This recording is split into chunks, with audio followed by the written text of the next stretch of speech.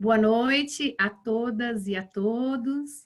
É um grande prazer tê-los aqui nessa noite. Cumprimento a todos na pessoa da nossa presidente hoje, a doutora Rosimeire Mateus. Está dando essa grata surpresa da presença dela aqui, né, doutora Rosimeire, com tantas tarefas e tantas atribulações que a senhora tem, dispensar esse momento aqui para estar conosco, para recepcionar o doutor Alessandro. Cumprimento a doutora Marisa, presidente da nossa comissão da OAB Vai Escola, dizer que realmente está sendo um prazer, um enorme prazer estar como coordenadora juntamente com ela, e nós estamos todos encantados com essa ferramenta, né? E o maior prazer hoje é trazer aí o doutor Alessandro, o grande percursor aí, vai nos trazer todos esses detalhes, nos conduzir aí para que a gente possa instituir essa OAB Concilia aqui na subseção do Tatuapé e para realmente se tornar um sucesso, como tem sido por onde o senhor tem ultrapassado. Muito obrigada, doutora Alessandro. Vou passar a palavra à nossa presidente, doutora Rosimeire.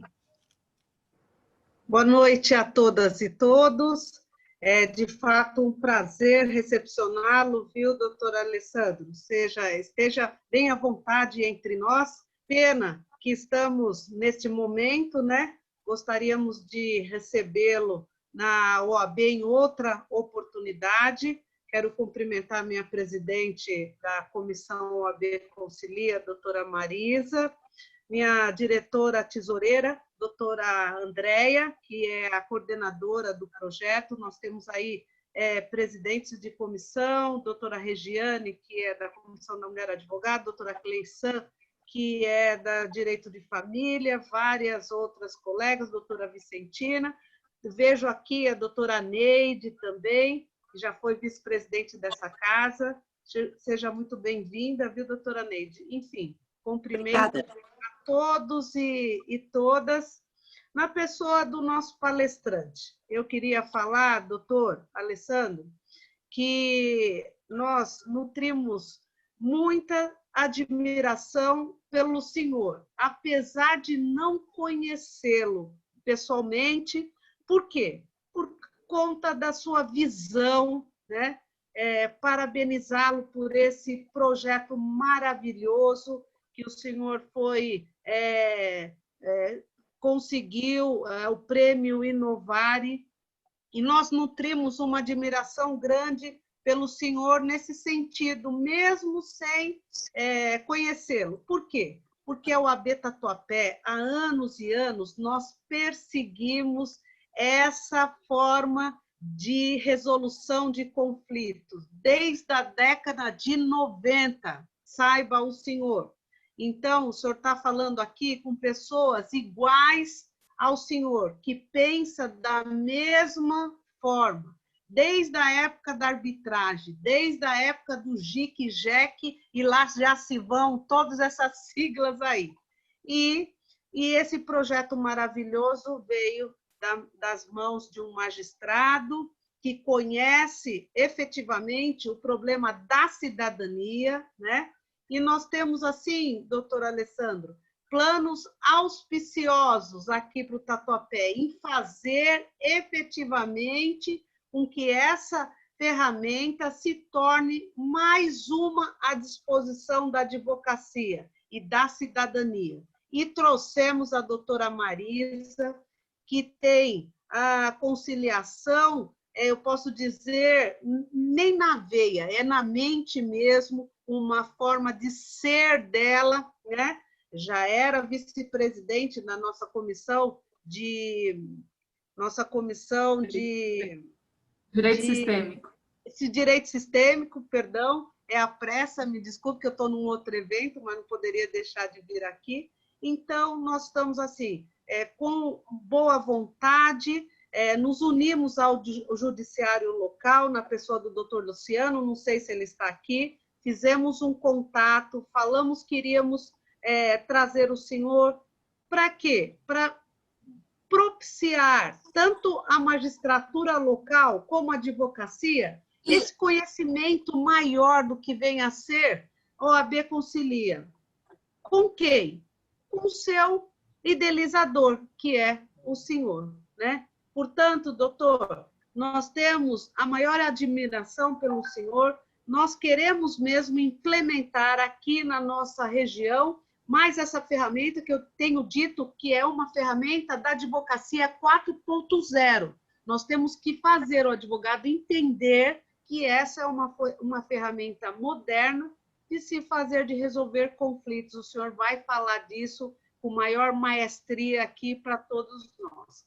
Seja muito bem-vindo, obrigado por aceitar o nosso convite e que esse seja um entre vários que o senhor vai vir aqui, vai nos ensinar, vai falar das suas experiências, trocar ideia com os seus colegas aqui, magistrados locais, e saber, doutor, que nós estamos imbuídas, sim, em fazer esse seu projeto acontecer na nossa região. Muito obrigada, obrigado. Deus abençoe o senhor, viu? A sua intenção de ajudar tanto na cidadania como a advocacia, sempre lembrando que o advogado é indispensável à administração da justiça, porque não há justiça sem a presença daquele que tem o jus postulandi, daquele que conhece o direito e daquele que procura fazer também igualmente a justiça.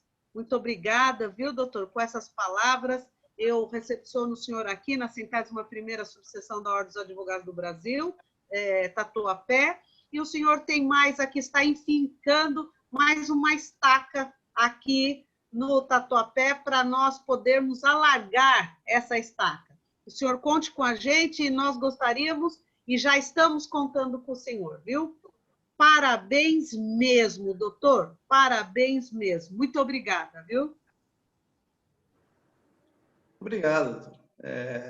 Bom, eu gostaria, então, de agradecer o convite, né? Agradecer as palavras muito gentis da doutora Rosimeire, o convite da doutora Marisa, me desculpe o erro, porque Marisa é uma amiga, então ela não gosta que chame de Marisa e a doutora não deve gostar que se chame de... Ela não gosta que chame de Marisa e a doutora não deve gostar que chame de Marise, né? Tem que acertar os nomes. Doutora Marisa.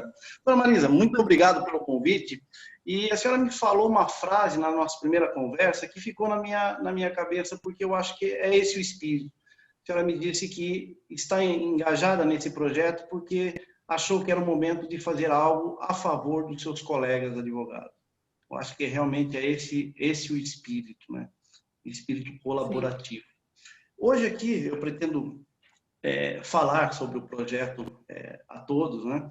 E precisamos fazer uma reflexão sobre o projeto, eu acho que em 3 momentos. Primeiro falar de conciliação, depois falar do projeto e finalmente falar do papel do advogado, não é? Dessa nova advocacia que se apresenta nessa era da inteligência artificial. Pois bem, falando em conciliação, eu escrevi uma obra a respeito de mediação, juntamente com outros colegas, e ao pesquisar eu quis buscar identificar quando que começou o interesse da civilização a respeito da conciliação. Encontrei uma obra da Eliana Nazareth que identificou na Grécia Antiga, 3.000 anos antes de Cristo, os primeiros registros sobre conciliação. Então veja que o assunto de hoje não é novo. Até a filosofia já se ocupou disso. Aristóteles, na sua obra Ética Nicômaco, lançava um desafio que é atual até hoje. Ele dizia na obra: zangar-se com qualquer um é fácil, mas zangar-se com a pessoa certa, na hora certa, pelo motivo certo e da maneira certa, não é fácil. Esse desafio de mais de 300 anos antes de Cristo permanece até hoje. Mas trazendo a discussão aqui para o Brasil, o que nós temos? Na época que o Brasil era colônia de Portugal, vigorava aqui as ordenações filipinas, e nas ordenações filipinas tinha algo muito interessante. Lá se dizia o seguinte, no segundo tomo das ordenações: deverá o juiz advertir as partes que antes que sigam com ódios e dissensões, devem compor-se, pois o resultado do processo é sempre duvidoso. Vejam já uma advertência. Com a independência do Brasil, instaurou-se aqui a Constituição do Império, de 1824, e foi a única Constituição que tratou de conciliação. No seu artigo 161, ela dizia o seguinte: não se iniciará processo algum sem se tentar a prévia reconciliação. Vejam, era uma condição de procedibilidade. O regulamento 737 de 1850, ainda na vigência do Império no Brasil, estabelecia a obrigatoriedade da conciliação. Pois bem, então percebam que nós vínhamos de uma tradição de valorização da tentativa de conciliação. Porém, com o advento da República, o primeiro decreto que tratou das normas processuais foi o decreto 359 de 1890. E esse decreto afastou a obrigatoriedade, inaugurando, portanto, a audiência facultativa. Deixou de ser obrigatória. E me despertou interesse histórico, então, saber por que os legisladores fizeram isso.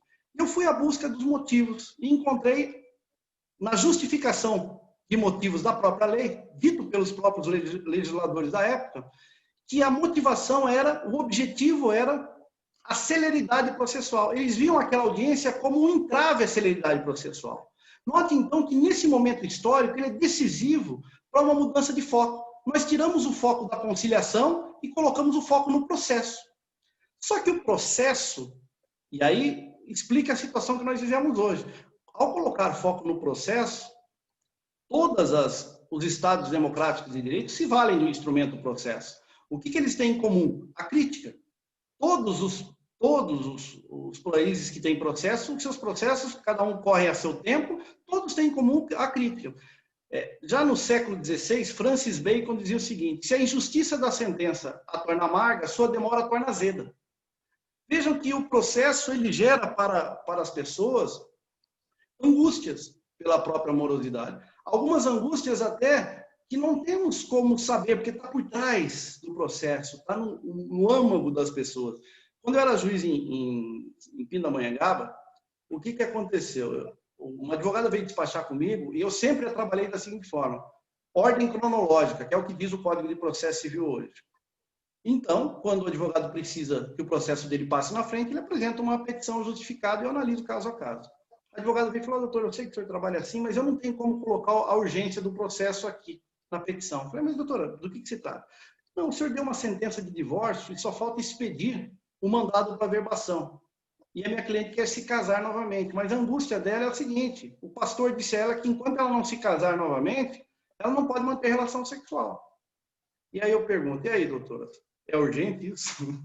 Aí vem a história da empatia, né? Pensando nela, eu falei: acho que dá para esperar, mas pensando nele, imediatamente eu deferi a urgência, né? Porque, e aí vejam, isso não vem à tona, mas isso é sofrimento. Quanto vale um processo? Segundo o CNJ, o custo médio num processo no Brasil é R$ 1.500. Se a gente pensasse apenas sobre o ponto de vista econômico, o judiciário tinha que pagar para qualquer ação que cobrasse menos de R$ 1.500. Vai ajuizar uma ação cobrando R$ 500, o judiciário teria que falar: não vou processar, não vou mandar citar, eu pago porque eu economizo 1.000. Eu te dou 500 e economizo 1.000. Só que sabemos que a questão judicial não é só econômica, tem muita coisa a mais do que isso. Qual que é o impacto disso na economia? Em 1998, foi publicado na Folha de São Paulo uma reportagem do Instituto de Economia, publicada na Folha de São Paulo, em 1998, dizendo o seguinte: que naquela época o Brasil poderia ter um PIB 25% maior não fosse o atraso do Poder Judiciário. Em 2006, a OAB, juntamente com o IPCA, fizeram uma nova pesquisa e apontaram que em 2006 o prejuízo para os cofres públicos, para a economia, melhor dizendo, era de 10 bilhões por ano. Então, veja que estamos diante de um problema. Kazuo Watanabe diz o seguinte: que esse foco no processo é tratar, quando nós focamos o processo, nós não estamos tratando a causa, e sim as consequências, porque a causa é o conflito. Então, precisaríamos mudar o olhar. Pois bem, seguindo, as legislações todas vieram ainda deixando de dar importância para a conciliação. Quando que isso muda? Isso muda com a resolução 125/2010 do Conselho Nacional de Justiça, que passa a tratar passa a estabelecer o que se chama de tratamento, políticas públicas de tratamento nacional e métodos adequados à solução do conflito. Mudou o foco. Bom, 2010 então, com esse grande problema, o que fazer com esse volume tão grande? Porque Antes de 88, nós tínhamos a crítica de Kazuo Watanabe da chamada litigiosidade contida. O que era isso? Conflitos que não conseguiam acessar o Poder Judiciário, que era caro. A partir de 88, as portas do Judiciário foram escancaradas. Não há quem não consiga acesso ao Poder Judiciário. Porque ou ele ingressa via defensoria, na cidade que não tem defensoria tem parceria com a OAB, quando ele tem condições de contratar advogado, mas não tem das custas, ele pede benefício da assistência judiciária, ou seja, escancarou as portas. Mas então, resolveu o acesso, mas não resolveu o acesso material, resolveu o acesso formal. As pessoas entram, mas não saem do judiciário. Porque a porta de entrada é ampla, a porta de saída é a sentença. Portanto, não se respondeu ainda. Então, diante desse grande problema, perguntaram, né, a Frank Roosevelt, ex-presidente dos Estados Unidos, como resolver um grande problema? E ele respondeu, vamos começar a fazer o necessário. Depois o difícil. Até que possamos fazer o impossível. E o que era o necessário naquele momento, então? Tínhamos que instalar Sejusc. Na minha comarca, Pindamonhangaba, não tinha como instalar Sejusc por falta de funcionário, local, etc. Comecei, então, a pensar no que fazer. E dois fatos desencadearam a criação do projeto OAB Concilia. O primeiro deles foi uma constatação que as pessoas perderam a capacidade de dialogar. E dou o exemplo de quando ficou muito patente isso para mim. Foi ajuizada uma ação em Pindamonhangaba, o sujeito foi a uma oficina mecânica, levaram o seu veículo, não combinou o serviço e o preço. Quando ele foi buscar, o dono da oficina falou, olha, esse serviço ficou R$300. Ele falou, R$300 eu não pago por esse serviço, é um absurdo. Ah, não paga? Não paga, não vai levar o carro. Ele foi até a OAB nomeou um advogado. O advogado ajuizou uma ação contra o dono da oficina. O dono da oficina, por sua vez, foi até a OAB e também nomeou um advogado. Eu marquei uma audiência de tentativa de conciliação. Entraram as partes, advogados, e eu perguntei, doutor, eles já conversaram? E eles falaram, não tivemos a oportunidade ainda. Olha que interessante. Transcorreu todo esse tempo até a audiência e a resposta é, não tivemos a oportunidade. E eu disse, então, doutores, a oportunidade está dada. Estamos em audiência. Conversem. E fiquei como telespectador. Não fiz nenhuma intervenção, não usei nenhuma técnica, porque, aliás, essa é uma técnica da mediação. Quando a conversa está boa, você fica em silêncio. O mediador é como um maestro, que ele só interfere quando o diálogo foge do tom. Fora isso, mas os advogados estavam bem, conversando bem, as partes também eu deixei. E o acordo foi feito.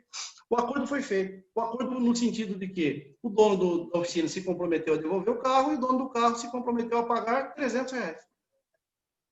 Aí vocês falam, não, isso é piada. Movimentou tudo isso para isso? Era só ter pago lá quando ele foi buscar o carro. Pois é. Isso mostra o quê? Falta de diálogo. E eu também pensei o seguinte, falei, poxa, à época eu fui renovar minha carteira de habilitação e eu fiquei encantado com aquele serviço público e no mesmo dia e no mesmo local eu fazer o exame médico, eu fazer tudo e no dia seguinte ter o documento. Isso é eficiência. Isso é o que nós precisamos na justiça, eficiência. As pessoas saírem do serviço público com a sensação, fui bem atendido. E aí, então, pensei no projeto OAB Concilia. Chamei o presidente da OAB, ele gostou da ideia, e eu falei, olha, eu vou formatar esse projeto. Parei, pensei, formatei o projeto por um ofício e encaminhei. E por que o projeto com os advogados? Porque, primeiro, advogado, artigo 133 da Constituição Federal. É essencial a administração da justiça. Os projetos que excluem os advogados começam mal, começam desrespeitando a Constituição Federal. Então, precisamos incluir o advogado nesse movimento.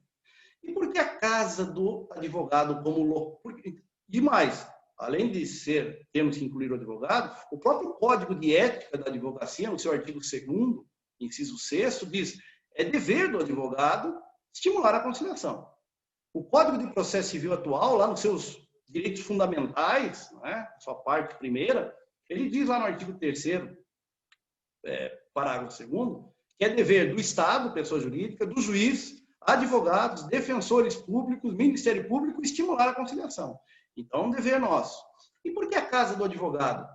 Porque, vejam, todas aqui as advogadas sabem, quando tentam um acordo convidando para vir ao seu escritório, dificilmente as pessoas vão. E por que não vão? Porque é um ambiente que não é neutro. É o escritório da parte contrária. Se as senhoras forem ao escritório da colega, não se sentirão tão à vontade. E vice-versa, e as partes também. Vejam, é necessário um local neutro. Prova disso é que quem atua na família aqui sabe disso. Quantas audiências eu já fiz que vinham me avisar, doutor, não instala ainda não, que está fazendo acordo. Fazendo acordo no corredor do fórum. Que lugar mais inadequado para se discutir uma questão de família, questões íntimas, do que o corredor de um fórum? E as doutoras que trabalham em família já devem ter feito acordo no corredor do fórum, porque ali é um ambiente neutro. Daí, então, a ideia de fazer uma reunião de conciliação na sala da OAB, ou, melhor dizendo, na casa do advogado, no prédio da OAB, porque ali ambos os advogados se sentem num ambiente neutro, é a casa deles. As partes também se sentem à vontade. E eles podem, então, dialogar em melhores condições do que eles fariam um diálogo no corredor do fórum. Na OAB de Pindamonhangaba, como muitas do interior, é feito o quê? A triagem para a nomeação de advogado é feita na própria OAB, diferente, por exemplo, da comarca das doutoras. Então, qual foi a ideia inicial? Ao fazer essa triagem, faz a nomeação do advogado, indica, dá para a parte a provisão, já marca uma audiência e dá entrega para a parte a provisão e uma carta convite para entregar para a parte contrária. A parte contrária vem para a audiência, com o advogado ou nomeia esse advogado, feito o acordo, vai para a homologação. O que muda na comarca aí de Tatuapé? Aí não é feito pela OAB, mas amplia-se no sentido de que qualquer causa, seja originária ou não da Defensoria Pública, ao receber o cliente, vejam qual seria o primeiro passo, então, receber o cliente, liga para a OAB, pega uma data e horário que seja da sua conveniência, advogado, e da conveniência do seu cliente, faz a cartinha, dá na mão do seu cliente, ele entrega para a parte contrária, coloca no correio, ele se encarrega disso, e no dia faz a reunião. Vejam a diferença estratégica disso. É o primeiro passo. Vocês ainda não vão ter feito petição inicial, usando, às vezes, adjetivos pesados contra a parte contrária, que por si só já dificultam o acordo. E, às vezes, algumas coisas têm que ser postas. E o simples fato de colocar, por mais que cuidem das palavras, quem lê vai se sentir atacado e vai querer se defender. Quando ele recebe uma carta para ir à OAB, para tratar de assuntos do interesse, quer seja o divórcio, quer seja resolver um acidente de trânsito, seja lá o que for, ele vai para o diálogo. Então, estrategicamente, como primeiro passo do advogado, ao invés de parar para pensar em jurisprudência, parar para pensar em como que eu vou redigir essa peça e tal, não. Como que eu vou resolver esse conflito? O primeiro diálogo. Se esse diálogo for frutífero, faz-se o ajuizamento de uma ação para homologação. Então, veja, em termos de procedimento. O custo para a OAB. O custo para a OAB é mínimo. É uma sala, é um computador, para que as partes possam ali redigir um acordo. E quando a OAB tem um custo mínimo como esse, é um custo a favor dos seus próprios associados. Então, se justifica também. Bom, o engajamento dos demais atores envolvidos. Qual é o papel do Sejusc nisso? O Sejusc é perfeitamente harmonizável com o projeto OAB Concilia. Na medida em que, vejam, no projeto OAB Concilia, é uma reunião de conciliação entre as partes e seus advogados. Às vezes, os advogados podem perceber que o auxílio de um mediador poderia facilitar esse diálogo. E o que eles podem fazer, então? Marcar depois, se não deu um acordo ali na reunião, precisa de um mediador, faz-se com o mediador no Sejusc, por exemplo. Ou marca-se uma nova reunião na própria OAB e traz um mediador para fazer o auxílio das partes, e os advogados permanecem nas suas funções de advogados de cada uma das suas respectivas partes. Então, você tem ali o Sejusc em perfeita harmonia. Defensoria Pública. O próprio convênio com a OAB estabelece que é um dever dos advogados buscar a conciliação. Está lá como dever. A própria Defensoria tem também no convênio dizendo que uma das hipóteses de pagamento por serviços prestados é o acordo homologado em juízo. Então, se vai ajuizar uma ação diretamente já com o acordo pronto, ou se esse acordo vai sair depois de anos de discussão, pouco importa. Preenche os requisitos, então não há nenhum conflito também no que diz respeito ao recebimento quando for com a Defensoria Pública. Ministério Público se vê favorecido na medida em que ele vai, quando é o caso de atuação, simplesmente analisar os termos do acordo, não é? E, obviamente, a responsabilidade desse acordo é única e exclusiva dos advogados, a OAB não tem nada a ver com isso, ela apenas emprestou o espaço, são os advogados que vão redigir o acordo, e esse acordo vai ser submetido, quando houver interesse de menor, por exemplo, ao parecer do Ministério Público, que pode ser favorável ou não, raramente é desfavorável, e a análise do juízo, que pode ser favorável ou não, e também, via de regra, na minha experiência, raramente não é favorável quando o acordo, normalmente o acordo é bem feito pelos advogados. Então, vejam que... Aí eu pensei no quê, lá em Pindamonhangaba? Vamos fazer uma contraprestação. Qual seria a contraprestação? Vamos dar caráter de urgência. Me reuni com os colegas e falei, vamos fazer uma ordem de serviço. E essa ordem de serviço, então, vai autorizar aqueles acordos que vieram com o carimbo OAB Concilia, que foi feito na OAB Concilia, tramitem em caráter de urgência. Qual que era o objetivo? Tudo que entrasse num dia, no dia seguinte já estava sentença homologatória, expedição de mandado de averbação, expedição de guia, de tudo aquilo que o cumprimento tinha que ser no dia seguinte. Ordem de serviço nesse sentido. No início, os advogados desconfiaram. Mas quando começaram a perceber que entrava e dava realmente esse resultado, saía rapidamente a decisão, isso foi ganhando força. Mas vejam que tudo na vida tem dificuldade. Essa ordem de serviço nós temos que submeter à corregedoria. E qual foi a primeira decisão da corregedoria? Começamos com esse projeto em junho de 2011.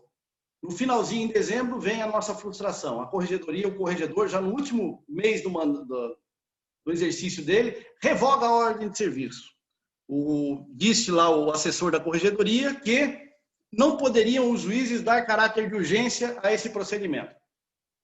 Tudo bem, saiu o corregedor. Chamei, veja a importância da parceria. Chamei o presidente da OAB. Falei, doutor, vamos fazer junto um ofício? Só o senhor assina, eu não vou assinar. É a OAB pedindo a reconsideração do corregedor, mas eu vou junto com o senhor conversar com o novo corregedor, que é o desembargador Renato Nalini. Vamos tentar restabelecer isso? Só que para isso a gente precisa mostrar para eles números. E levantamos os números. Os números demonstraram que, naquele período, foram realizadas 186 audiências. E dessas 186 audiências, nós tivemos 82% de acordo. Nesse período também, eu fiz uma experiência com o presidente da OAB e disse o seguinte, falei, doutor, a minha pauta era uma pauta de vara acumulativa, está em 6 meses, eu não consigo reduzir, eu faço audiência de segunda a sexta. Mas é vara de competência acumulativa, tem criminal, tem infância, tem uma série de coisas, não dá para reduzir. E se eu passar para o senhor o número do processo e o nome dos advogados, as datas da audiência, para que a OAB ligue para esses advogados e pergunte se eles não querem antecipar uma reunião de conciliação lá na OAB. O advogado topou, o presidente da OAB topou. Ligou para os advogados, eles anteciparam. E o que aconteceu com a minha pauta? De 6 meses de audiência de família, a minha pauta passou a ser mensal. Então, esse número foi absolutamente impactante. E quando nós apresentamos isso ao corregedor, o corregedor reconsiderou a decisão do corregedor anterior e pegou o projeto e falou, esse vai ser um projeto piloto. Se der certo, a gente autoriza expandir para o estado inteiro. Continuamos com esse projeto piloto, até que o Conselho Superior da Magistratura aprovou, a OAB estadual encampou e, pelo que eu sei, o projeto já tem, salvo engano, algo em torno de 200 comarcas. Então, isso mostra o quê? O que é o trabalho conjunto. O que é o trabalho conjunto. Quem ganha com isso? Quem ganha com isso? Veja, as vantagens para o advogado. Marca a reunião na data que é mais favorável para ele. Não tem que fazer a petição inicial, que é um trabalho técnico. Às vezes ele já faz a petição de acordo. Se não der acordo, aí sim, ele vai fazer a petição. Mas ele já poupa isso. Ele poupa de fazer audiências em dias e horários que não são convenientes, muitas vezes, no fórum. E se houver acordo? Rapidez e solução. Para o Poder Judiciário, o que o Poder Judiciário ganha com isso? Uma diminuição de audiência do juiz, uma diminuição de atos do servidor, mandado de citação, uma série de atos. Isso impacta, em última análise, no quê? Favorece quem? Favorece, em última análise, o andamento dos outros processos que estão tramitando, né? Então, essa foi a ideia do projeto. Percebam, então, que o projeto OAB Concilia, na verdade, é mais uma ferramenta para os advogados. É apenas mais uma ferramenta. E nessa nova era pela qual estamos passando, nessa era em que, atualmente, estamos diante da inteligência artificial, que vai suplantar muito daquilo que nós fazemos hoje, muito, vai poder fazer sentenças, não tenham dúvida que isso vai chegar ao Poder Judiciário, não tenham dúvida que isso vai chegar na advocacia também, não precisa de um escritório com 100 advogados, talvez contrata uma inteligência, investe na inteligência emocional de um equipamento bom e mais 2 advogados dão conta do escritório de 100, percebe? Porque essa parte pesquisa, eles hoje têm softwares de inteligência emocional, não de inteligência artificial, que sabem o que pensa cada juiz de cada vara, cada câmara, eles pesquisam tudo, dá para saber absolutamente tudo. Então, a qualidade, e como é que fica o nosso papel, então? Não dá para o QI concorrer com inteligência artificial, mas nós temos algo que o nosso trabalho pode contribuir com a sociedade, que jamais a inteligência artificial vai nos superar. Que diz respeito ao quê? Diz respeito à inteligência emocional.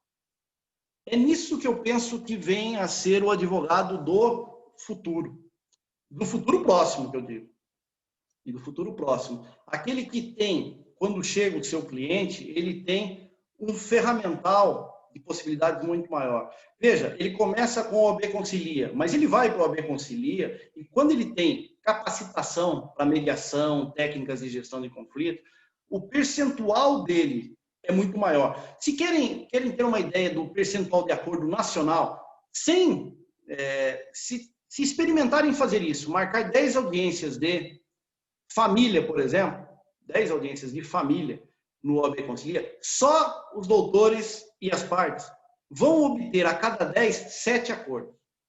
Sem dúvida. Isso é índice nacional. E se fizerem isso com o civil, vão obter a cada 10, em média, 3. Então, vejam que, sem técnica nenhuma, os números já apontam nesse sentido. Já vale a pena experimentar. Com técnica, você pode melhorar ainda mais, até mesmo a qualidade desses acordos, né? Porque, veja, a nossa formação, passamos 5 anos na faculdade ouvindo os professores nos ensinarem o quê? Qual a ação judicial cabível diante de uma lide? E o que é lide? Conflito de interesse qualificado por uma pretensão resistida. Isso é carne-lude, todo mundo sai da faculdade sabendo disso. E como é que resolve a lide? Ajuizando a ação judicial. E o juiz, valendo-se do processo, que é um instrumento, profere sentença que gera o quê? Pacificação social. Lindo na teoria. Agora, quem trabalha na família já viu uma sentença gerando pacificação social? Uma sentença de divórcio, saiu todo mundo, né? Ai, a sentença gerou alegria, felicidade. Então, vejam, e a gente precisa, então, pensar o seguinte, Giuseppe Carnelucci dizia o seguinte, que a prestação jurisdicional, a sentença, ela é meio secundário de solução do conflito.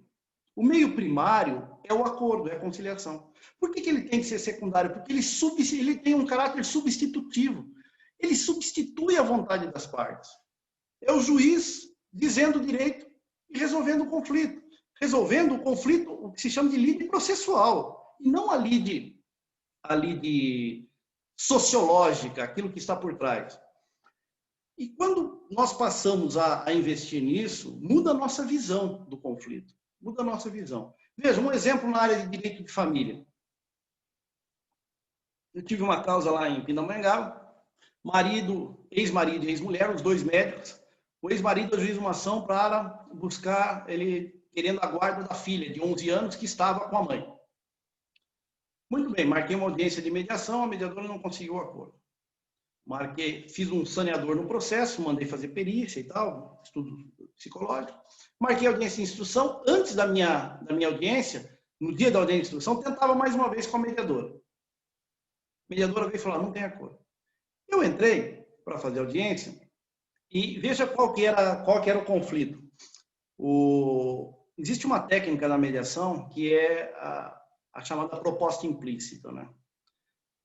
Então, você tem que observar aquilo que as partes fazem e, às vezes, converter aquilo em uma proposta dela.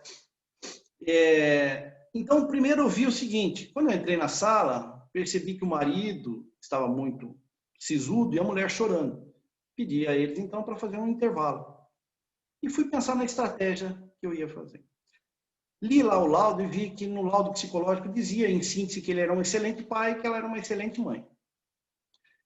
Retomei a audiência e falei, olha, estamos aqui diante, segundo a psicóloga, de um excelente pai e uma excelente mãe. E li um trecho do que dizia a psicóloga, para melhorar o ambiente. E aí começamos o diálogo. E durante o diálogo, disse o ex-marido. Eu até concordo que eu até acho que ela é uma boa mãe. Mas eu não concordo com o tratamento que ela está dispensando à nossa filha, que tem um déficit de crescimento. Vejam, aí sai da área jurídica e entra numa área médica, eu estou diante de 2 médicos. Perguntei, os senhores são especialistas? Algum dos dois? Falaram, não. O que o senhor acha que seria um tratamento mais adequado? Ele falou, eu gostaria de levar em São Paulo, num médico que eu conheço, especialista, e que aquilo que ele fizesse, ela cumprisse. Falei, bom, então o senhor me corrija se eu estiver errado. Pelo que eu estou entendendo da fala do senhor, o senhor até concordaria que ela ficasse com a guarda, desde que o tratamento ao déficit de crescimento fosse da forma que o senhor está sugerindo. Falei isso. Falei, quem pagaria? Ele falou, eu pago tudo. E ela concordou. Agora, notem o que é mais importante. Isso não existia no processo, essa discussão. Não tinha na petição inicial falando em déficit de crescimento, não tinha na contestação, não tinha no estudo psicológico, e isso era o que estava por trás das posições. Aí vejam como a nossa ferramenta do direito não dá conta disso, porque eu, como juiz, teria que dar uma sentença. O laudo dizia que ela é uma excelente mãe que está há 11 anos com a filha. Todas já devem deduzir qual seria a minha sentença. Deixa com a mãe, não tem por que mudar. Fácil de resolver, eu dou essa sentença em 20 minutos. Não tem problema nenhum. Ah, mas e se eu quisesse dar sentença a favor do pai? Teria segurança para isso também, é um excelente pai. Só que eu daria para ele mais do que ele quer. Porque, na verdade, não era tudo isso que ele queria. Ele queria só uma coisa. Só que, como ele não sabia como pedir isso, ele pediu muito mais. Ele reconhecia que ele era uma boa mãe, ele só discordava de um ponto. Ah, não, mas o direito já resolveu isso, né? Guarda compartilhada. Aí eu falo o seguinte, aí é que eu coloco mais lenha na fogueira e não resolvo. Então, percebam como a nossa ferramenta do direito, às vezes, não é suficiente? Que a gente precisa ter uma outra visão do direito. E eu fiz aqui agora em São José dos Campos uma audiência, uma das mais emocionantes que eu fiz. Uma audiência sobre pedido de indenização por abandono afetivo. O pai, como réu da ação, um filho de 17 anos e outro filho de 12. Como sabem, abandono afetivo, ele pagava a pensão, só que não visitava. Indenização por danos morais. Eu fui pesquisar o tema, muito bem. Durante a audiência, o promotor veio antes conversar comigo, pedindo perícia. Eu falei, não, primeiro deixa eu fazer essa audiência. Na audiência, então, eu comecei a audiência dizendo a eles o seguinte. Primeiro, no ponto de vista técnico, tem jurisprudência nos 2 sentidos. No STJ, quem entende aqui, não configura dano moral nesse caso, dá para julgar de plano improcedente, ou há quem entenda que configura desde que os elementos de fato assim autorizem. Né? De qualquer forma, essa é a questão de direito. A questão de direito ela é polêmica, mas a questão de fato, eu fui fazer uma pesquisa, e aí eu comecei a audiência dizendo o seguinte, falei, doutores, eu preciso saber das partes qual é o interesse nesse processo. Já que é uma indenização por abandono afetivo, eu quero saber se o que nós vamos aproveitar desse conflito, dessa oportunidade para discutir, diz respeito ao afeto ou dano moral. E dou um exemplo aos senhores, disse eles. Eu fiz uma pesquisa e encontrei no Paraná um caso muito parecido com esse. O juiz deu uma sentença condenando a pagar R$10 mil. E o repórter foi entrevistar o garoto depois. E ele chorava copiosamente. Porque o pai disse a ele que esse era o valor que ele ia pagar para nunca mais ter que olhar na cara do filho. Então, nós podemos perceber o seguinte, que essa audiência, se eu definir a questão do dano moral, eu estarei ampliando o afastamento entre pai e filho. Mas se nós aproveitarmos dessa audiência para discutir afeto, nós podemos criar uma ponte. E aí, então, começa. Primeiro, eu pedi para o garoto de 17 anos falar o que ele sentia com relação ao pai. Eu, que sou pai, tive um nó na garganta. Quando ele falou o que o abandono afetivo repercutia para ele, que a dor que ele sentia. O pai chorava. Chamei, e aí, conversando com ele, ele se dispôs a dar uma segunda chance para o pai. Mas ele falou, meu irmão que está lá fora não vai querer. Eu falei, bom, se eu falar alguma coisa para o garoto, não vai adiantar. Tem que ser o irmão mais velho falando. Você topa falar o que você está disposto a fazer para o seu pai, para o seu filho, para o seu irmão? Eu falei, topa. Chama um menino de 12 anos. Fala o que você sente com relação ao seu pai. Nossa, aí foi de acabar com o pai de vez mesmo. Né? E aí falei para o irmão falar para ele o que ele estava disposto a fazer. E o irmão convenceu. Muito bem. Falei para o pai, agora fala para eles que tipo de pai que você quer ser daqui para frente. E ele falou, o pai que ele precisava. Aí tem o problema da mãe que não podia ver a cara do pai. Não podia ter contato. Falou, não quero ver nem próximo. E eu tenho que respeitar o direito dela. Afinal, você separou, não é? Ela não tem que manter nenhum contato com ele. É o direito dela. Quem que poderia fazer essa aproximação? Ela falou, olha, o meu atual companheiro, ele tem um bom relacionamento com o meu ex-marido. Ele está aí, está lá fora, chama. E ele, então, participou do acordo para fazer. Só estou dando esse exemplo para mostrar, olha, as nossas ferramentas não dão conta disso. E não dão conta disso. Eu fiz uma outra audiência, agora vamos para a minha área, civil. Essa audiência já foi civil, né? A outra audiência, civil. É uma discussão entre condômino e a síndica. O que aconteceu? A filha de 8 anos quebrou uma porta de vidro do condomínio. E ele ajuiza uma ação declaratória que ele não deve a porta e danos morais. Reconvenção. A síndica dizendo que a partir daquele evento ele começou a xingar todo mundo, a desrespeitar todo mundo. Vamos para a audiência. Veja, a audiência parece simples, né? É só ver se é dano moral ou não e se paga a porta ou não. Né? No nosso campo do direito é só isso. Mas eu perguntei para eles, querem discutir isso? Perguntei há quanto tempo moram no condomínio? Há mais de 10 anos os dois moravam. Tinham relação de amizade? Falou, um frequentava a casa do outro. Falei, e depois disso aí? A gente perdeu a amizade. Pretendem continuar morando no condomínio? Sim. Preferem discutir a relação condominial ou essas questões? Pronto, aí desarma todo mundo, porque ninguém vai preparado para uma audiência onde se propõe discutir relação condominial e não a porta, e não o dano moral. Mas eles ficaram curiosos. E a gente começou a discutir. Não é? E no final, a síndica pediu para ela falar que tipo de comportamento ela esperava dele. E veja, o que estava por trás disso? Por trás disso, ele se sentia desrespeitado. Porque quando a filha dele quebrou a porta, a síndica, ao invés de vir perguntar sobre a filha, veio cobrar a porta. E ele se sentiu desrespeitado. A partir daí, por se sentir desrespeitado, ele passou a desrespeitar todo mundo. E o que os dois queriam? Respeito.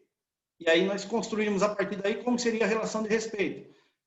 Como que haveria a relação entre eles. Mas o mais interessante é a síndica, no final da audiência, perguntar para ele, podemos voltar a ser amigos? Isso o direito não dá conta. Isso o direito não dá conta. Essa alegria, sentença nenhuma nunca me deu. Agora, e qual a importância dos advogados, né, nesse processo? É muito comum falar, poxa, o advogado às vezes atrapalha. Quando falam isso, eu falo, bom, às vezes o advogado é o maior problema da audiência. Mas ele faz parte, ele não pode ser excluído da audiência. Não é? Ele faz parte, ele tem que ser... Mas eu não posso de antemão dizer que todo advogado atrapalha, porque também não é verdade. Eu fiz um outro caso aqui, só para mostrar o outro lado para vocês que a gente precisa ter essa visão, não é só o direito. Peguei uma dissolução de sociedade comercial. 2 anos tramitando numa outra vara, o juiz se deu por suspeito lá, o processo veio para mim. Processo digital. A gente abre o processo, então, na última página, para ver do que se trata. 18 mil páginas do processo. Primeira coisa que eu pensei, confesso para vocês, será que eu não sou suspeito também? Olha a hora boa para você ter um inimigo ali, né? Ou um amigo né? Amigo, inimigo, qualquer coisa servia ali, um conhecido, alguém que eu gostasse ou que eu não gostasse, só para encaminhar para alguém, né? Então veja que eu também não sou isento aos sentimentos mesquinhos, egoístas de querer. Mas, bom, como não tinha ninguém que me ajudasse naquele caso, falei, o abacaxi é meu. Comecei a ler o processo e vi que aquele processo tinha, já tramitava 2 anos, o juiz deu liminar, tirou uma sociedade desde 1990, marquei uma audiência e disse no despacho o que eu precisava dos advogados. Disse no despacho o que eu precisava deles, o que eles faziam. Muito bem. A audiência começou às 3 horas da tarde, terminou às 9 da noite. Eu comecei essa audiência, eram 2 senhoras de mais de 70 anos, perguntando quem teve a ideia, elas nem se olhavam na cara quando entraram na audiência, quem teve a ideia de montar essa sociedade? Uma delas levantou a mão. Quando a senhora convidou a outra, quais as qualidades que a senhora via nela na época? Porque a dissolução de sociedade comercial é muito parecido com um casamento. Quando chega lá no final, só tem defeito. As pessoas esquecem as qualidades dos outros, né? Só vê defeito. Então, eu recordei o que era bom, para começar uma audiência num clima legal. Não é? E aí ela falou bem. Eu falei, o que levou perguntei para a outra, a aceitar o convite? E ela também falou bem. E a partir daí, começamos bem, com o pé direito, e fomos construindo um acordo. Agora, depois que chegou na hora de formalizar o acordo, eu falei para os advogados assim, falei, doutores, esse processo tem 18 mil páginas, eu não li tudo isso, eu não tenho condições de ditar os termos do acordo, os senhores podem me ajudar? Um dos advogados disse, olha, doutor, eu sou advogado há 20 anos em dissolução de sociedade comercial, é a única coisa que eu sei fazer, e eu conheço esse processo desde o início. Eu virei o computador, a tela, para o advogado. Os 2 advogados, que estavam 2 anos brigando, um metendo pau no outro, sentaram lado a lado e começaram a ditar os termos. E eu fiquei parecendo aquele juiz do júri, Samambaia, não é? Assistindo, porque era de uma complexidade. Começou o abecedário, A, B, C, D, vai acabar o abecedário, né? 5 páginas de acordo. Muito complexo, muito intrincado. Se não fossem os advogados, eu não teria condições de fazer naquele momento os termos do acordo. Não é? Então vejam no que eles ajudaram. Mas aí chega aquele momento do prazer. Qual que é o prazer? Quando eu recostei a cadeira e vi aqueles 2 advogados trabalhando juntos, e vi aquelas 2 senhoras lá no fundo, conversando sobre amenidades. Elas que entraram sem se olhar na cara. Elas que eram amigas há muitos anos e perderam a amizade por conta do processo. Então, isso é que nós precisamos resgatar na nossa profissão. Esse prazer é só a mediação que dá. É só a mediação. É lógico que, não quero dizer com isso que a mediação é para todos. Não. Agora, quando que eu preciso do processo? Eu fazendo uma audiência em Poá, quando eu era juiz substituto, a juíza marcou uma execução de alimentos, marcou tentativa de conciliação, um pedido de prisão pendente de decisão, entra um sujeito truculento, forte, grande, senta-se à mesa, devendo pensão para uma filha, olha para a mulher na minha frente e fala, doutor, o senhor pode fazer o que o senhor quiser, que eu não vou pagar nada para essa vagabunda. Desse jeito. Bom, falei, vou ter que decidir a prisão, vou ter que prender. Mas como ele era forte, é razoável que você chame um policial antes, né? Toquei a campainha para chamar o policial antes da decisão, veio um policial. Pense num policial pequenininho, uma amostra grátis. Foi o que me apresentaram. Eu dei uma olhada para o policial, falei, não vai dar certo isso aqui, né? Então, chamei o policial discretamente, falei, escuta, tem mais alguém aí? Ah, tem o pessoal da escolta. Falei, chama o pessoal da escolta. Aí vieram uns caras com 12 e tal. Falei, pode entrar. Ele falou, quanto? Falei, entra todo mundo. Entrou todo mundo. Falei, agora eu vou fazer aquilo que o senhor falou para fazer. Eu tenho que decidir a prisão. O senhor não pagou e não apresentou justificativa, eu vou determinar a sua prisão, que são eles que vão prender o senhor. Comecei a ditar a decisão e ele começou a chorar. Terminada a decisão, falei, o senhor está chorando, né? O senhor tem outra opção. Ou o senhor sai preso daqui ou o senhor paga. Não, eu pago. Como é que o senhor vai pagar? Eu vou dar um cheque. Faz o cheque. Fez o cheque do valor total. Eu coloquei lá no final, suspendo por hora a ordem de prisão. Aguarde-se a compensação do cheque tal, número tal. Se devolvido por insuficiência de fundos, espécie mandado de prisão. Agora o senhor cobra o cheque. Vejam, para esse tipo de gente, é só a força do Poder Judiciário que leva ao cumprimento. Se ele fez isso em juízo, na presença de um juiz, o que ele faria na presença de uma mediadora, de um advogado? Ele não tem respeito ao ser humano. Então, para esse tipo de situação, há necessidade que se coloque a força. Mas convenhamos, não são só dos devedores de alimentos que nós temos que usar dessa truculência. Também não é verdade que a sentença não gera pacificação. A minha primeira sentença no termo foi no juizado itinerante em São Paulo. 2 cidadãos chegaram no juizado e falaram assim: doutor, nós somos amigos, somos brigados pelo seguinte, eu contratei ele para construir um muro lá em casa e não chegamos a um acordo com relação ao valor do dia do pedreiro. O que o senhor decidir, está decidido. Eu falei, ok. Tomei depoimento pessoal de um do outro, não tem contrato, não tem testemunha, não tem nada. Olhei com uma cara de seriedade e falei, o valor é tanto. E fui virar para ditar a sentença, eles levantaram e falaram, doutor, obrigado, está tudo certo. E saíram. Ou seja, eu não sabia se eu ditava a sentença, o que eu fazia com aquilo.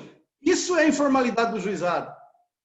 E eu não posso dizer que essa sentença não gerou pacificação social, porque eles precisavam de alguém, eles eram amigos, estavam brigados, precisavam de alguém que dissesse, olha, o valor é tanto.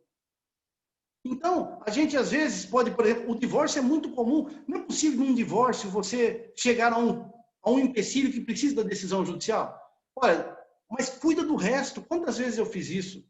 Quantas vezes? Olha, vamos tratar da pensão alimentícia, vamos tratar da guarda, vamos tratar de tudo aquilo que é possível. Vamos partilhar o que é possível ser partilhado. Mas aí chega num determinado bem, por exemplo, o imóvel. A mulher entende que não é passível de partilha, pelos motivos jurídicos que o advogado coloca na sua peça, e a parte contrária discorda. Vamos deixar que eu decido isso. E o resto a gente harmoniza. E para isso precisa de uma decisão judicial. Então, usar a decisão judicial para aquilo que é, porque às vezes os dois têm argumentos técnicos legítimos. Os dois. Agora, o advogado, então, precisa começar a pensar em estratégias diferentes, de solução de sociedade comercial. Quantas vezes chega aqui na dissolução, eu dou a sentença, tal, fazer a dissolução. Eu marco uma audiência de saneador e proponho aos advogados o seguinte, doutores, querem indicar um perito de comum acordo? Dispensa daí que nomeie cada um o seu perito assistente, reduz o custo, só que uma coisa, aquilo que ele falar não é passível de impugnação, já que é perito de ambas as partes. E aí, acabou a partilha ali. Não tem recurso. Percebem estratégias? Como tem estratégias da gente fazer? Peguei uma separação, união estável, tramitando há 3 anos na vara de família, aí veio para partilha de bens, partilhar um veículo, imóveis que guarnecem a residência. Não tem como vender esses bens, é muito prejuízo para as partes. Marquei audiência. Falei, doutores, vou sugerir aqui um procedimento. Não chega a um denominador comum, quem vai ficar com o quê? É difícil mesmo. Vamos fazer o seguinte, um dos dois faz a partilha e coloca patrimônio A e patrimônio B. E o outro escolhe se quer patrimônio A ou patrimônio B. Aí, pô, tão simples, um procedimento tão simples, e o processo acabou em uma audiência. Então, para mostrar o seguinte, a gente precisa expandir horizontes. Expandir horizontes. Não dá para fazer mais. E tudo isso, numa reunião do OAB Concilia, há possibilidade de fazer. O profissional do direito, nós precisamos ser mais criativos, no sentido de encontrar mecanismos e soluções, porque às vezes o direito não dá a solução. Quando eu era juiz substituto em Vargem, Rio Grande do Sul, o marido ajuizou uma ação de separação de corpos contra a mulher. Motivo, ela batia nele. Ela batia nele. Bom, marquei a audiência. Entra um rapaz magrinho, fraquinho, falei, pode ser. Entra a mulher, forte, brava, daquelas que dá medo. Eu fiquei com medo. Perguntei para ela se ela batia nele e ela falou, bato. Bato porque ele sem vergonha, ele bebe. Quando ele bebe, ele apanha. Falei, nossa, né? E ele, por sua vez, falava, doutor, não aguento mais. Aí começa, então, para entender o conflito, né? Veja, separação de corpos. A audiência é justificação. Ou dá liminar ou não dá liminar. Há quanto tempo são casados? 15 anos. Tem filhos? 2 filhos. Há quanto tempo ela bate no senhor? Ah, desde a época de namoro. Nossa.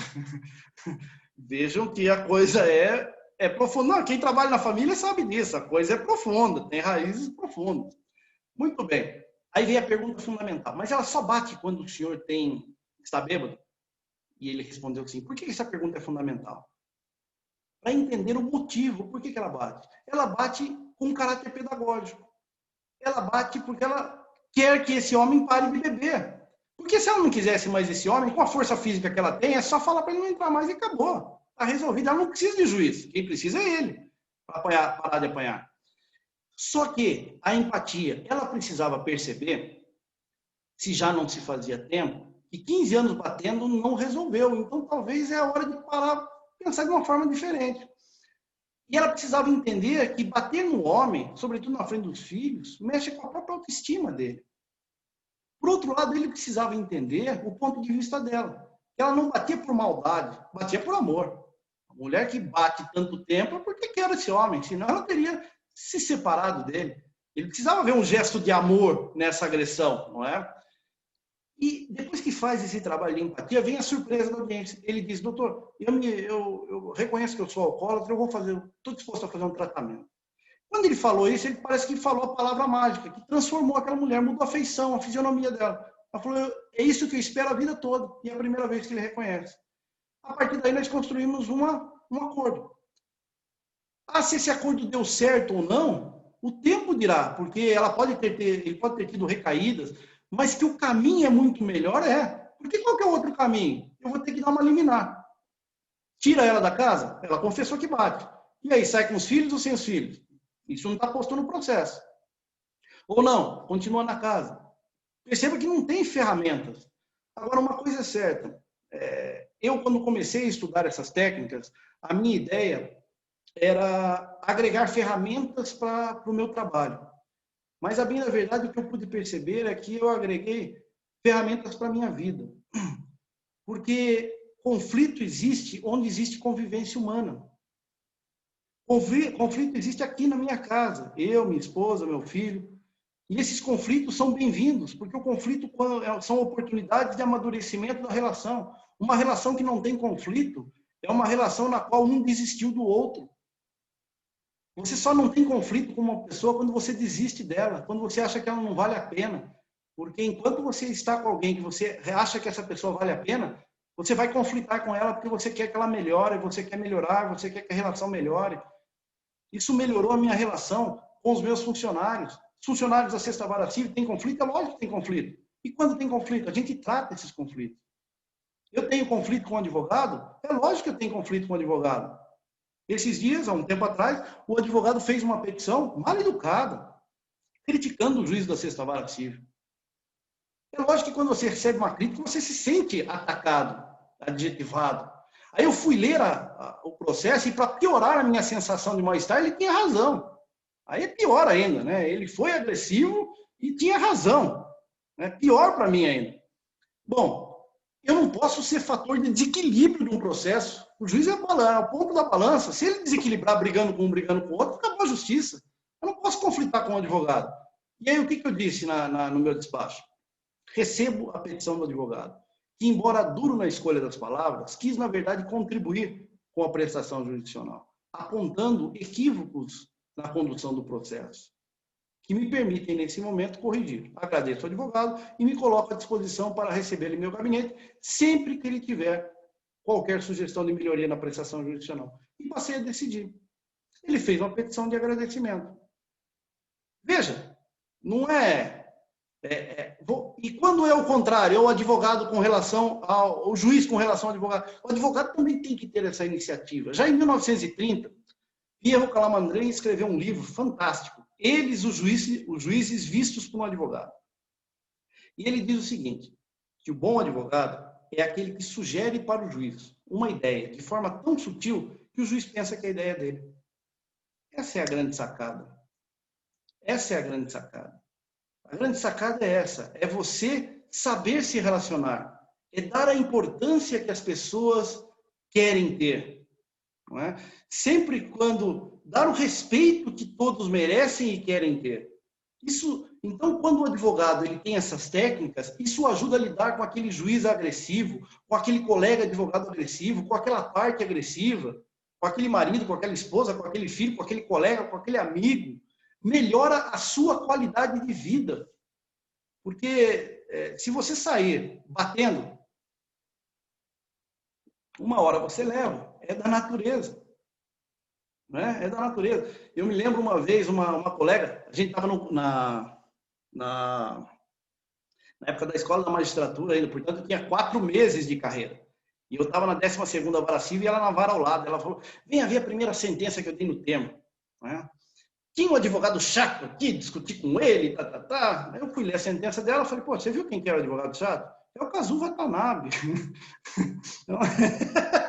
E o Kazu Watanabe é um gentleman. É o homem da conciliação. Como é que você consegue brigar com o Kazu Watanabe? Então, é isso. Você tem que ver o seguinte, esse caminho da rivalidade, da briga, quando você se a senhora dessas técnicas, eu estava para sair de Pindamonhangaba e um advogado estava fazendo um leilão, ele foi com o seu cliente para comprar um imóvel. Ofereceu 50%, eu vi o processo, o oficial de justiça veio falar comigo e falou, olha, é uma mãe que está morando na casa com 2 filhos, o pai está pedindo a venda para pegar metade dele. Eu falei, olha, vamos vender por 50%, não é muito pouco, 80%. Aí o advogado foi e ofereceu 60%. Eu falei, fala para o advogado que não, 80%. O advogado pediu para falar comigo. O advogado entrou e eu ia explicar para ele o motivo, mas não deu tempo. Quando eu fui falar para ele, ele falou o seguinte, doutor, mas isso é arbitrário. Vejam, aí então você fica naquela sensação, não é? Que é normal, é do ser humano, ataque ou fuga. Você se sente desrespeitado e fugir eu não posso, porque se eu sou juiz eu tenho que respeitar o cargo. A opção do ataque é a opção irracional, animalesca. E como que seria o ataque? Eu dou voz de prisão para ele por entender que foi um crime e desacato à autoridade. Ele pode entender também que eu tenha cometido um crime de abuso de autoridade e me dar voz de prisão por crime de abuso de autoridade. Ou seja, um desserviço para todo lado. Ele não foi lá para isso, nem eu estou lá para isso. Mas certo é que saiu. E vejam a técnica, então. Primeiro, reconhecer que diante disso você precisa de alguns segundos para parar para pensar, porque senão você faz aquilo que os seus instintos mandam fazer. E o instinto é partir para cima, não tenha dúvida. Parei, respirei, tomei um pouco d'água e lembrei de uma técnica de gestão de conflitos, que é o parafrasear. Quando você reconstrói a fala da pessoa tirando a agressão. Falei, doutor, o que o senhor quis dizer é que cabe ao juiz arbitrar o valor da venda. E nisso o senhor tem razão. Agora eu vou explicar para o senhor por que eu estou arbitrando em 80%. Expliquei para ele. Mas o seu cliente que está lá fora, doutor, não tem obrigação de concordar. Vamos fazer o seguinte, faz uma petição oferecendo o que o senhor acha que tem que oferecer, os 60%, eu vou rejeitar fundamentadamente e o senhor agrava. E o tribunal analisa se mantém a minha decisão ou se vende pelos 60%. Falei, doutor, muito obrigado, vou fazer isso. Foi lá e fez isso. Vejam, um problema partiu para o lado pessoal, uma técnica fez o quê? O problema voltar para o seu lugar. Então, nós, profissionais do direito, precisamos nos capacitar para isso. Isso torna a nossa vida muito melhor. Isso torna a nossa vida muito melhor. Então, eu passaria a noite inteira falando aqui. Porque eu dou aula sobre mediação, eu adoro esse tema. Esse tema tem para mim, ele é rico demais. Eu tenho levado esse tema, eu faço um projeto aqui, comentei com a doutora, de gestão de conflito no ambiente escolar. É um projeto gratuito que eu faço, ensinando as professoras a fazer gestão de conflito dentro de sala de aula. Vou lá, dou a capacitação, depois as professoras vêm, apresentam o conflito, a gente aplica as técnicas até que elas... Isso, para mim, tem sido fantástico.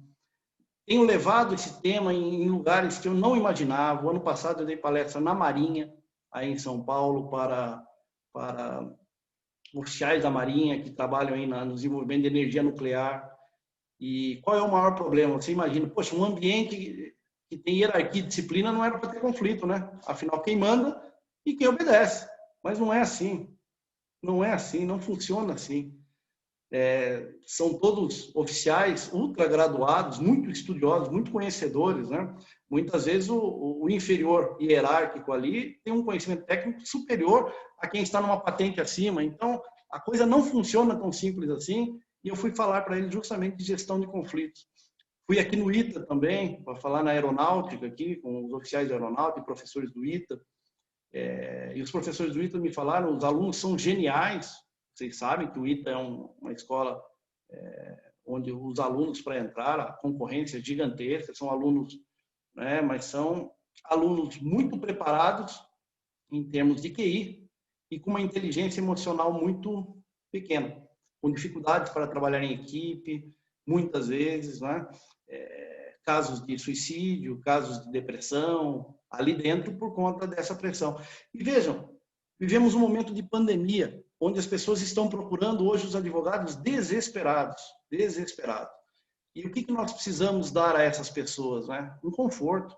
Precisamos dar a elas uma luz, e para isso, primeiro, a gente precisa buscar uma melhora como pessoas.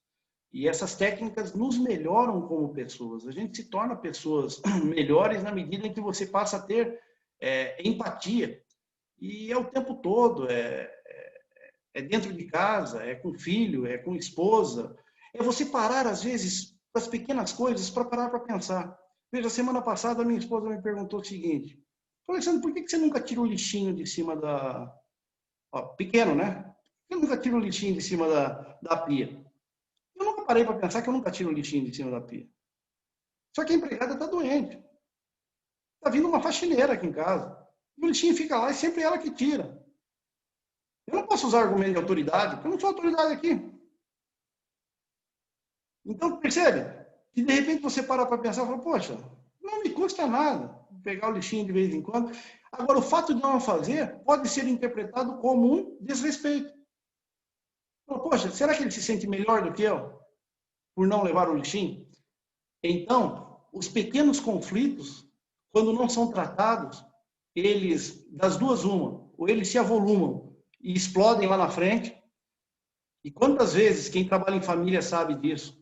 Quando não tem um grande motivo, como uma traição, você pergunta para os casais, e eu sempre me interessei em saber o motivo da separação, não por fofoca, mas por curiosidade técnica.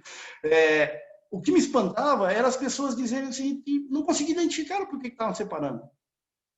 E por que estavam separando? Porque é um conjunto de pequenos probleminhas como esse que eu acabei de citar, que as pessoas acham que são tão pequenos que não param para pensar. E por não parar para pensar, das duas uma. Ou você explode lá na frente, tem uma explosão emocional, ou aquilo vai minando o seu relacionamento de uma forma tal que acaba com o relacionamento. E aí já não tem reparo mais. Isso serve para a sociedade, isso serve para a relação com o filho, com a relação com a esposa, com a relação com o amigo. Então, quando a gente vai buscar essas técnicas para ajudar os outros, no final das contas, em última análise, quem é realmente favorecido somos nós. Talvez alguém... E mais, eu acho que nos ajuda aqui a resgatar o prazer do trabalho. O prazer. Tem um filósofo que eu gosto muito, faz excelentes reflexões, muito conhecido, Clóvis de Barros Filho. Ele faz esse filósofo faz uma reflexão muito interessante sobre o trabalho, sobre o amor ao trabalho, passando pela reflexão de alguns grandes nomes da filosofia, pensadores. Ele fala, bom, será que dá para ter amor pelo trabalho? Depende do que eu chamo de amor, não é? Se amor for amor como Platão, para Platão amor é eros. Eros é desejo. Desejo pelo que não se tem enquanto não se tem. Então, nessa perspectiva, eu só posso amar a advocacia enquanto não passei na OAB. E depois que eu passo na OAB, não dá para amar mais. Eu só posso amar a magistratura enquanto não passei. Porque depois que você passa, você não ama o que você tem. O amor é sempre desejante. Daí a ideia do amor platônico, é aquela mulher que você não tem. Porque se você casar com ela, na perspectiva de Platão, acabou o amor. Mas dá para ter esse amor na profissão desde que você coloque metas. Aquilo que você não tem, que você continue desejante, ser melhor profissional. Coloca uma meta daquilo que você não tem ainda. Poxa, eu não tenho curso de capacitação e mediação, eu preciso ter. Agora eu quero fazer psicologia positiva, agora eu quero fazer... Vai atrás, agora eu quero fazer comunicação não violenta, agora eu quero fazer... E bota uma meta ali na frente que te puxa, que te faz. E aí você continua amando a sua profissão, porque você não conseguiu ainda tê-la na integridade. Mas tem outras perspectivas. Aristóteles, por exemplo, fala de amor como filia. Filia é a alegria.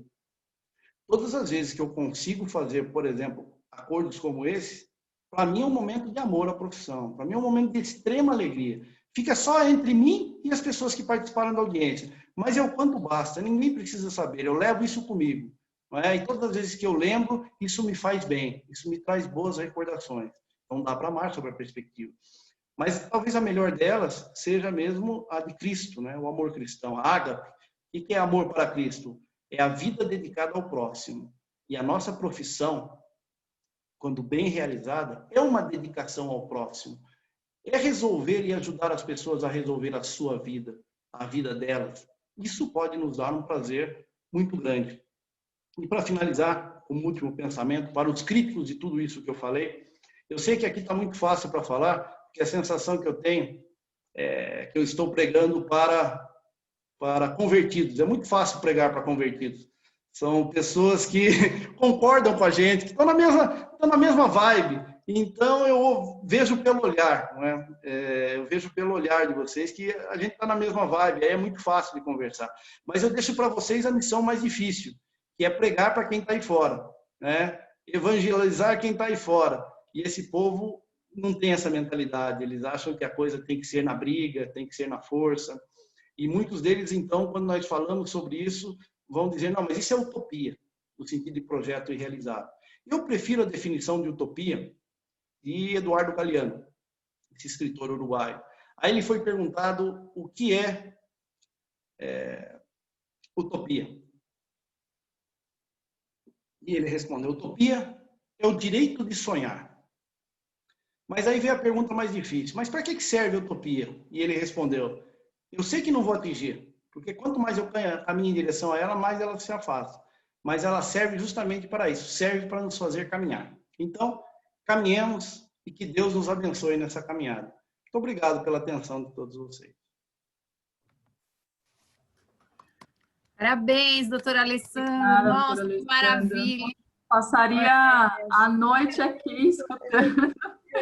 A gente sai mesmo com o coração aqui renovado. Até nossa presidente Todos e agraciados. apareceu realmente por mais juízes, por mais profissionais como o senhor.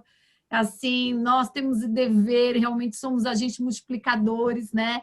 Temos realmente esse dever de conduzir com esse pensamento e com esse estigma. E aqui na OAB Tatuapé é o que a gente está realmente plantando nesse sentido, né? Eu vou passar a palavra primeiro para a doutora Rosimeire, para fazer breves considerações, e depois a doutora Marisa conclua, faça aí os questionamentos. Doutora Alessandro, gratidão. Muito obrigada mesmo. Doutora Alessandra, de fato, eu não saí do seu evento, viu, doutora Marisa? E eu penso que se todos os juízes, até escrevi aqui no chat, fossem como o senhor, e todos os advogados e advogadas, a advocacia fosse como a doutora Marisa prega, nós teríamos uma outra justiça, né? Senti nas suas palavras um amor cristão e que isso nos move também e faz toda a diferença, doutor. O senhor está de parabéns, sua forma de ser, de agir, suas ideias. Muito obrigada, viu, pela sua existência. Agradecemos a Deus porque que o senhor faça mais discípulos do que o senhor tem feito. Muito obrigada. A palavra, doutora Marisa, para finalizar esse grande evento, é da senhora. Agradecemos a todas e todos a presença, a doutora Andréia, mais uma vez, que é a coordenadora, viu, doutora Alessandra, desse projeto, que vai dar muito o que falar aqui no Tatuapé e região. E nós esperamos o senhor em outras oportunidades, porque temos trabalhos também com escolas da OAB, vai à escola, então, outras oportunidades, o tempo é breve, é curto, é exíguo, mas aquele que tem no coração de fazer o bem, como percebemos que o senhor o tem, sempre encontra um espaço na agenda. E nós estamos aqui no Tatuapé de braços abertos. Muito obrigada, viu, doutor? Doutora Marisa? Nossa, agradeço, doutora Alessandra, nós tivemos a oportunidade de conversarmos antes desse webinar, e depois eu tive uma reunião com os membros da comissão, e ali eu pude expressar já, desde então que eu já me senti privilegiada desde o nosso primeiro contato. né? Até comentei que eu falava, fiquei arrepiada, e falava mesmo porque quando o corpo reflete o que a gente emociona, é porque algo de fato vem tocado, e quando isso é tocado é porque vem do coração. Então a gente fala de ressonância nesse contexto. E a gente percebe como cada vez mais essa ressonância, quando nos colocamos disponíveis, isso influencia o resultado dos que estão ao nosso redor. Então é justamente essa ressonância da disponibilidade do doutor que, de fato, com certeza faz isso ressoar nas suas audiências, porque vem da verdade, vem dessa inteligência emocional que transparece o ser. Então, eu agradeço imensamente por estar aqui, agradeço aos membros da comissão que estão aqui, aos presidentes de comissão, e eu quero registrar a presença de uma pessoa muito especial para mim também, que está aqui hoje, que é a doutora Sandra Sete, que ela que é a coordenadora do Juizado Especial Cível, a diretora do Juizado Especial Cível aqui do Fórum Regional do Tatuapé, que foi onde eu comecei a fazer as minhas primeiras conciliações. Aqui comecei lá fazendo o estágio da mediação e depois a conciliação. Aprendi muito com a doutora Sandra. Para mim é um privilégio contar com a sua presença aqui hoje, com o seu apoio, que sempre está apoiando também na ação da OAB Concilia. E eu tenho certeza que também ela se sentiu também presenteada como todos aqui. Aproveito também para ler alguns dos comentários, porque eu acho isso importante quando nós dizemos sobre a manifestação, né? Que é essa oportunidade das pessoas falarem, porque o papel, o filtro que passa pelo advogado nunca vai ser capaz, de fato, da pessoa colocar aquele conflito para fora e dela se sentir ouvida. Primeiro se sentir vista, ouvida pela outra parte, na medida que ela fala, ela também se escuta. E é isso que faz apaziguar o conflito, da mesma forma quando o doutor trouxe tão graciosamente, numa simplicidade, trazendo o exemplo do lixinho, mas como isso é importante no contexto da vida de todos nós, que ter esse ambiente propicia essa mudança, porque a sua esposa pode expressar isso. Então, às vezes não é o que escuta, mas o que o outro também não consegue falar. E cada vez mais, quando a gente estimula isso ao nosso redor, com os clientes, através dos clientes também, propicia que o cliente traga ali a questão dele, consiga se expressar, tenha voz, seja numa reunião dentro da OAB, ou seja também no meio de uma audiência também, como isso modifica o entorno. Então, eu quero agradecer muito a presença aqui, todos agradecendo, excelentes ponderações e a atenção quanto à oitiva das partes é de extrema importância, palestra maravilhosa. Todos aqui dizendo parabéns, a doutora Rosimeire também citou, antes a maioria dos juízes fossem como doutora Alessandra, a justiça do Brasil seria outra, com certeza.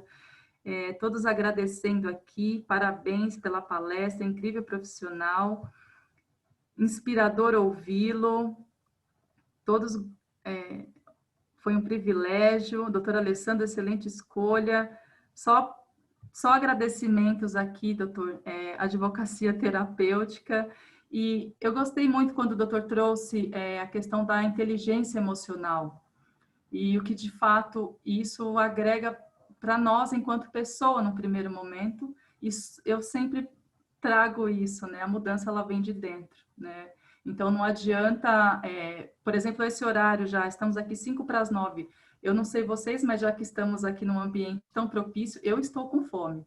Não sei vocês. Se eu pegar um cardápio e ler, não vai matar minha fome. E essas técnicas que a gente lê, que a gente estuda, elas só serão saciadas quando a gente começa a aplicar. Quando a gente degusta disso e vê que isso sacia de uma outra maneira, nos sacia como seres humanos. Então, é isso que faz a diferença, né? Então, não basta ler o cardápio para matar a fome. É preciso gostar. E a mesma coisa, essas técnicas. Primeiro, a gente aplica em nós, aplicamos em nós, na nossa vida, e esse entorno pode ser beneficiado, como o doutor falou, brilhantemente, e sabendo que o seu dia a dia, todo o seu contexto é receber esses conflitos e estar ali disponível, experimentando disso, aplicando na sua vida, que de fato traz essa mudança. Então, eu agradeço muito, muito. Quero mais vezes também, como a doutora Rosimeire trouxe aqui, quem sabe num presencial, quando nos for possível.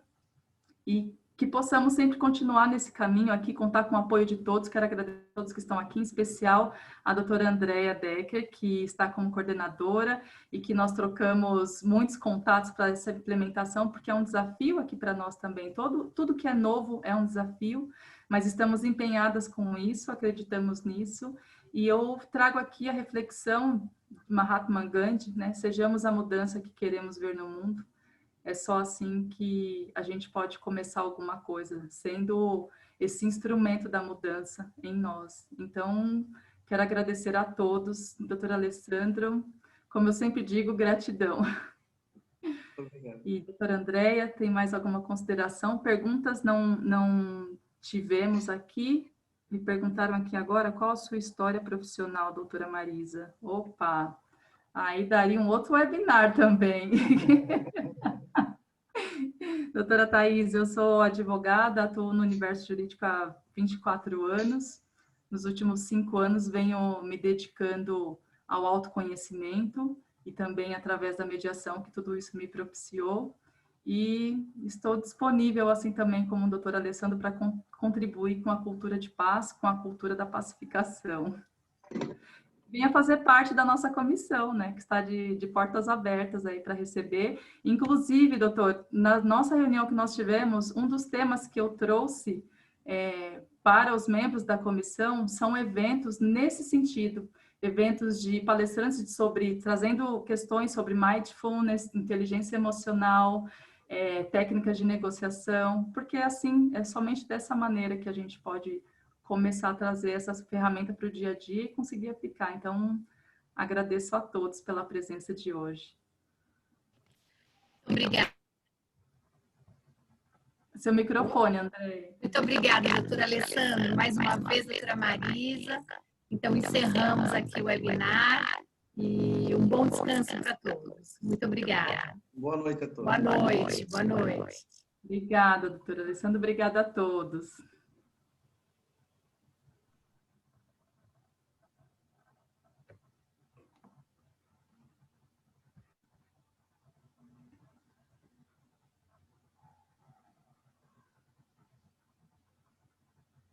Deixa eu mandar.